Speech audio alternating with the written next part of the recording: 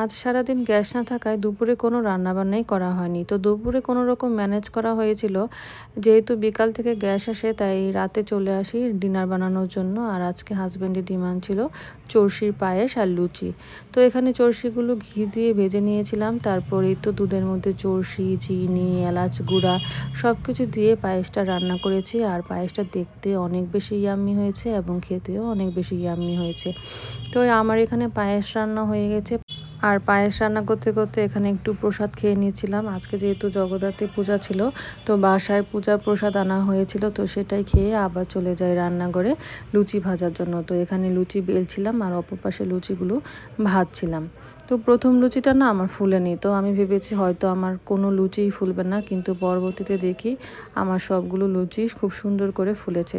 তো দেখে তো আমার মনটা অনেক বেশি ভালো হয়ে গিয়েছে। তারপর এখানে কালকে ফ্রোজেন করা কিছু ভেজিটেবল রোলগুলো ভেজে নিলাম। তো যেহেতু 4টাই অবশিষ্ট ছিল, তো সেগুলো ভেজে দেন এই তো আমার ডিনারও রেডি। চরশির পায়েস সাথে গরম গরম লুচি আর ভেজিটেবল রোল। তো আজকে তোমাদের বাসায় কে কী ডিনার রান্না করলে, আর গ্যাস না থাকাতে তোমাদের বাসায় কী আয়োজন ছিল তা আমার সাথে শেয়ার করতে পারো। ভিডিওটা ভালো লাগলে লাইক, কমেন্ট, শেয়ার করো। পেজটাকে ফলো দিয়ে দিও। Thanks for watching. Bye bye.